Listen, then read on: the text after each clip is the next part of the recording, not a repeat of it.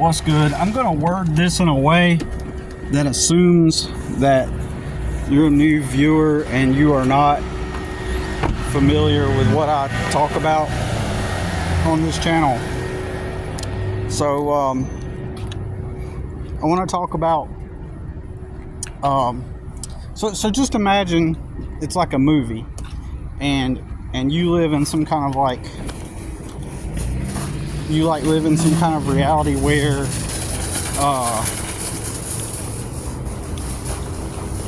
you're the protagonist in your own movie. You're the protagonist, and you have special abilities, special powers that were stripped from you, and you began to,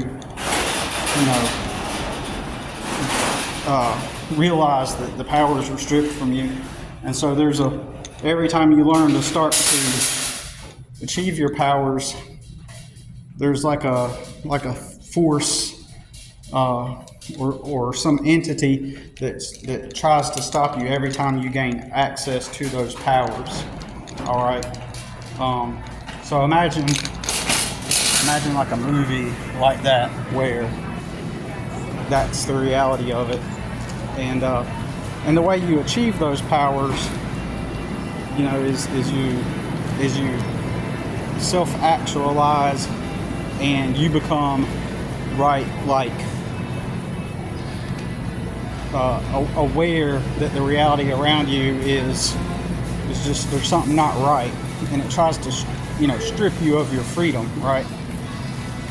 And so that's the function and the goal of it, to strip you of that freedom. Okay. And so then each time you get a little bit closer to that self-actualization, it puts obstacles in your way, basically. So it is reacting to whatever you put out there. Okay, is what I'm saying. It is actually reacting. So like in my scenario, it's like, I grew up in harsh abuse, alcoholism, poverty, and so for me to come out of that poverty and enslavement,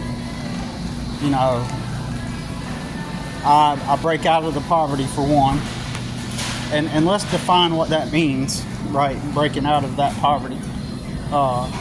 In this context, it means like, you're no longer like you gain actual freedom, like from you don't end up merging into another form of poverty, right? You don't merge into another form of poverty, which is like you grow up super poor and in abuse, and then you end up, your life is like working at a warehouse where everybody around you grew up like you did and in the same culture, and nobody likes their job, and and when they get out of work, everything's about instant gratification and escapism and whatnot, right? So, and you just don't fit in with that culture, right? And they did all the drugs and the partying and stuff like that, and you just didn't participate in that culture, but instead you found freedom,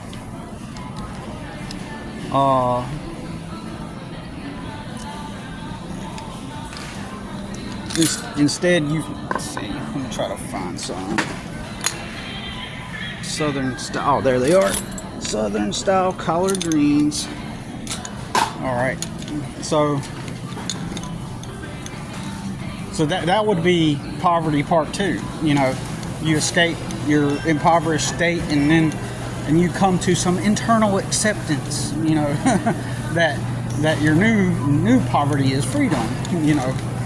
Your new impoverished state of existence is freedom, and that's what they tell you. They say, oh well, see, now you got your place to live that you get to go home to at night, and moving them boxes and doing what the disgruntled warehouse manager tells you to do, and this is your new freedom. But hey, isn't it better than how you grew up? You know, and maybe you can afford to, I mean, let's just say at the best end of that spectrum, you get to do like, you get a mortgage, and you work at that warehouse, and you got that mortgage, and you just wake up every day, you go there, you know, 40 hours, clock out, whatever. And that's your existence. You got putting your money into the 401k or whatever.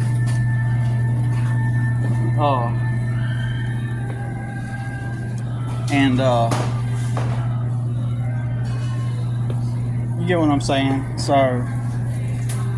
and you know, and that's your reality, right? But in a way, that's slavery, because you don't fit in with nobody around you. Like you did, and your only existence is clocking in and clocking out and just doing, you know, whatever they say, right? And hold on, it's kind of difficult, like talking while trying to shop for some things, but anyways, so now I'm on the silent aisle. But my bad. But instead of, you know, instead of accepting that as a reality, where people will try to convince you, oh well, you just got to be content with that, and once you are content, then you will be fulfilled because you've accepted peace within yourself. You know, some BS, right? And the true freedom, when you find the true freedom, you find personal freedom, right? Where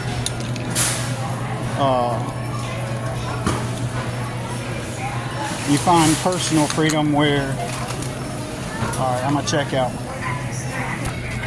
Okay, had to check out, but anyways, my bad. I know this video is all over the place because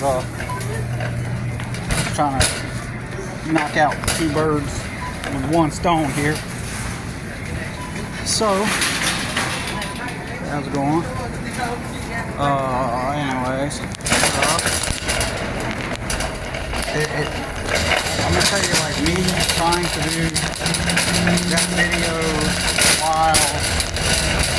do that video while trying to focus on shopping for some stuff now, like I feel like disoriented, like my thoughts are all over the place. I feel scattered making this video. That's what it feels like. Anyways, so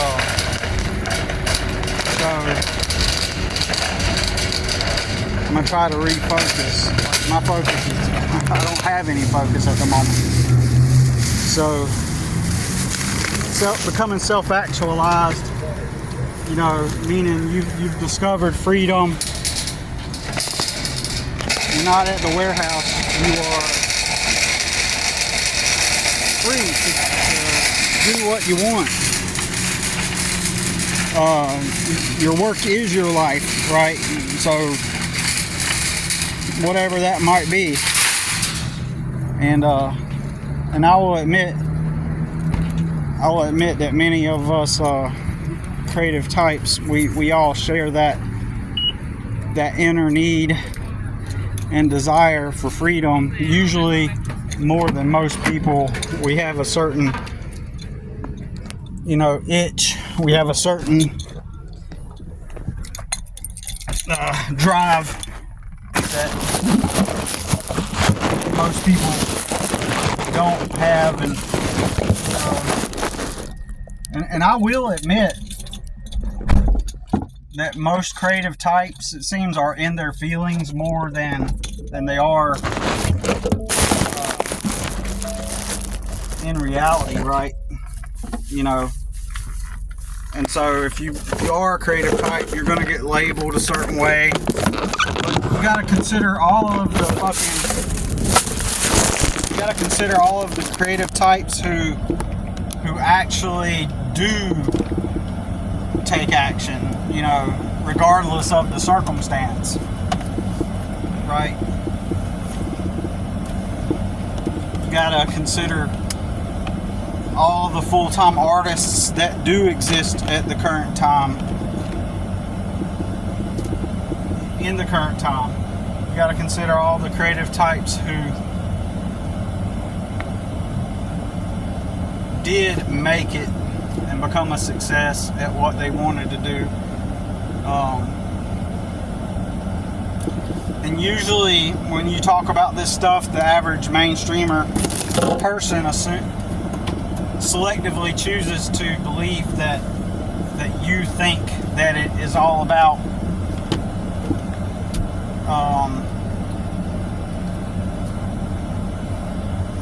the average employee type minded person thinks of freedom in terms of like leisure, right? Whereas creative type who is serious about having freedom, they think of freedom as work, right? So let me reiterate that again. Let me repeat that. The employee type of person, when you talk about freedom like I do, like I want to be free, I want to do what I want, I want to live on my own terms. The employee minded person who is indoctrinated to believe within certain belief systems and frameworks, they believe that freedom means that you sit around all day and do what you want when you want and do entertainment and leisure, things that you feel like. Go eat at this place when you feel like it, or go be entertained by this thing when you feel like it. And in reality, you know, we want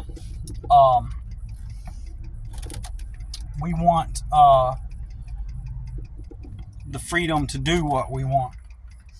And the world, if you are already in a lowly disposition or in a bad spot, the world, you know, reprimands you and chastises you for, you know, or calls you a fool or tries to make you,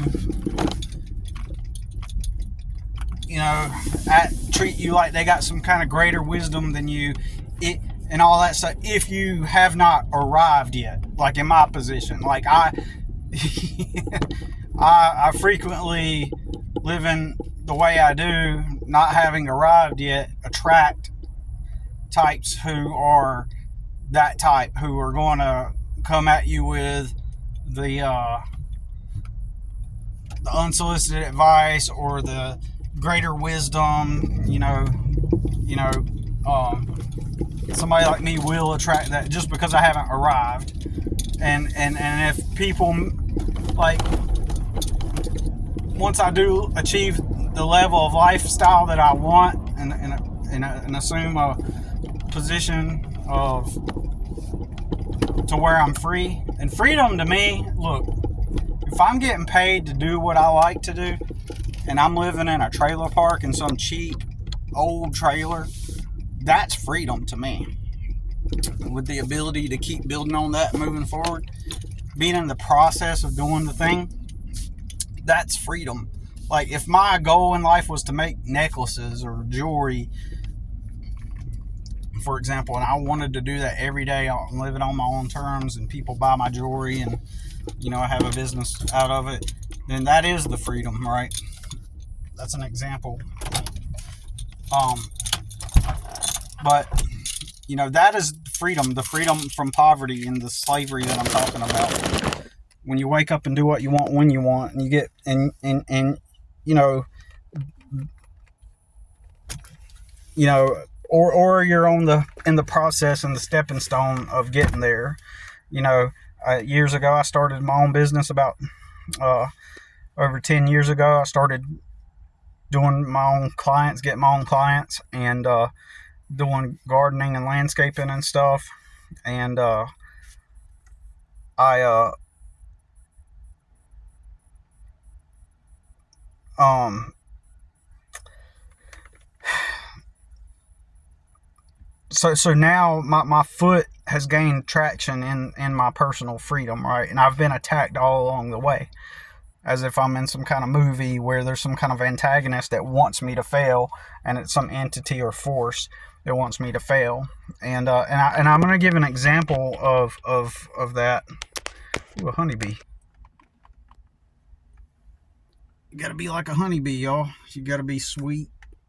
You know, you gather the sweetness and you make sweetness, but you gotta be someone who stings at the right time. Like if I were to attack that honeybee right now, then it would sting me, and you know, and so I've been attacked and I've righteously stung back while I'm making honey. You know what I mean? So I'll give you an example of this. I've often called dark reality trying to stop me, and then this specific circumstance, the dark reality. You know, I endured living for 2 years with a disgruntled warehouse manager on her property, and that left me kind of stuck economically. Like I couldn't. I made just enough job to job every week to survive that. Never made savings. Never got ahead the whole 2 years I was staying there. And then I finally got the opportunity, if you want to call it that, and I would call it that. Like, my mother was really nice about it. She let me come stay at her apartment. So, and I've never had that opportunity technically, right? In a healthy way, right? Up until now, like, and it is highly dysfunctional here, right? But to put it into terms of the dark reality attempting to try to stop me, right? So it's this force, some kind of force that's tried to stop me, and I call it dark reality. And I got another name I was going to use for it from this cartoon, but I can't remember. Anyways, so here's an example of the dark reality trying to stop you, right? And it's trying to stop you from becoming free and assimilating and assuming the position of who you really want to be, right? So here's an example, right? So I break free from that situation for 2 years where I never saved money, and this is where the reality attempts to stop you. And so I'm finally in an economic situation, like living here for a little bit, staying here for a little bit, that allows me to get actually ahead a little bit. So I've had more money in my bank account for over a month now, or maybe 6 weeks now, than I've ever had in years, right? Just because I get to have a place where technically I don't have any bills, even though I do help out with a lot of things. I'll help out with a lot, right? You know, as part of it. So effectively I've become part of a unit, right? Even though it's dysfunctional. But here's where the dark reality tries to stop you, right? All right. So my mother had been living at this apartment for a year. So let's pretend like my nemesis, the dark reality, is observing this, and it says, oh great, now he's got a place where he could stay and start saving money and start improving, right? So let's try to stop him. So what does it do? So my mom's been living here for a year, no troubles, nothing bad happened, just regular day-to-day life. Well, suddenly my sister starts smoking weed. She's done it before, like everybody else has. She's done it before, but now she starts smoking, you know, the weed inside the apartment. And I'll be there in a minute. I'm talking to somebody. Oh, okay.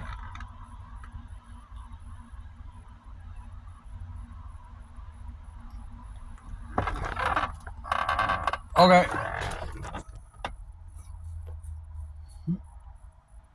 Oh man.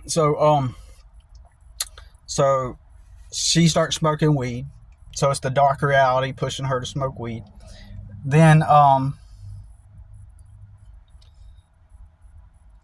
suddenly she gets a boyfriend.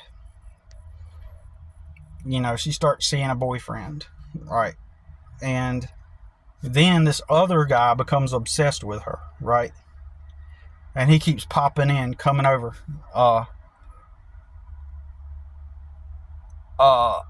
So he keeps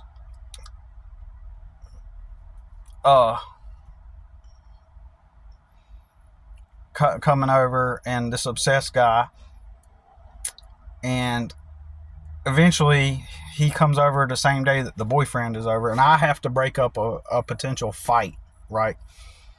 So that's the dark reality trying to stop me, right?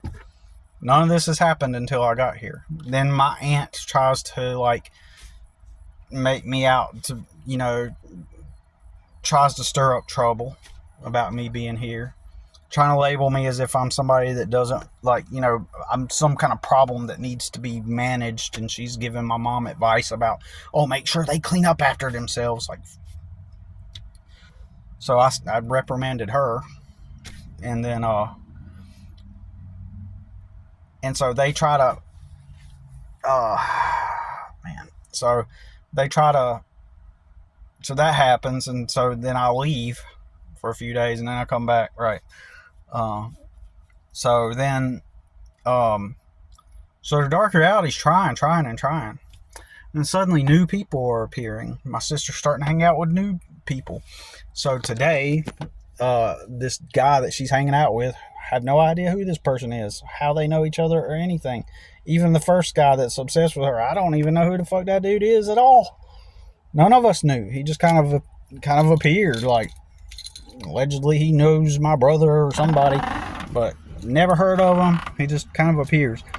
So there's a new guy that kind of appears, like a new friend of hers. I don't know.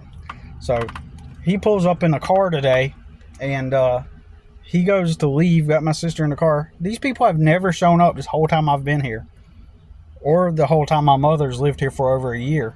And then he's backing out of the parking lot today. The idiot scratches the neighbor's car, puts a scratch on the side of it. The neighbors are upstairs looking down and watching him scratch the car, and they watched him get out with my sister.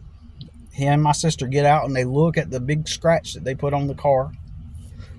And then instead of leaving his insurance, he leaves. The neighbors are watching, so they call the police. So now the police got my sister's number. They got that guy's number. This causes friction and a rift between my neighbors and us, potentially.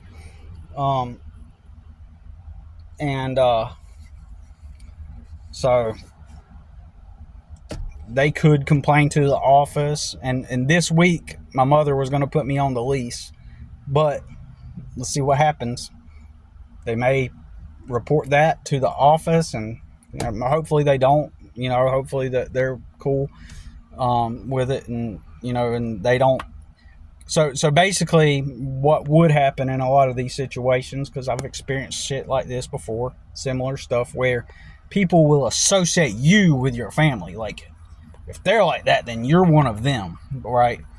And so the neighbors, because of my sister's stupidity with her friend and his stupidity, the neighbors may frown upon us and assume and associate us with them, with my sister, right? Which is stupid, but that's what humans do. But, you know, keep in mind, I'm just living life. I've done nothing.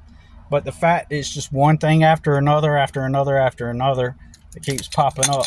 You know, it's trying. But my energy, I feel solid in my energy. So maybe, you know, that's why I keep saying it's trying, because it's not being effective in what it's trying to do. It's not being effective, at least for now. But we'll see. You know, right now I'm doing okay. I'm doing way better than I have been in years. But the fact that it's trying, these weird, it's always a sign that lets you know that you're sending pinging the dark reality and it wants to try to stop you, is it keeps sending these one after the other anomalous things, and because it wants to stop you, because you know, by your self-actualization, through your self-actualization, people up. And specifically for me, I believe that I can wake people up in a certain way that has a really large impact. You know, I can say that. I believe that what I can do once I'm free, and I've experienced these moments at a micro level in my lifetime, these unique moments that impacts the energy of everybody around me, and that's what it's trying to fight. But anyways, it's just my hypothesis. All right, that's it for now.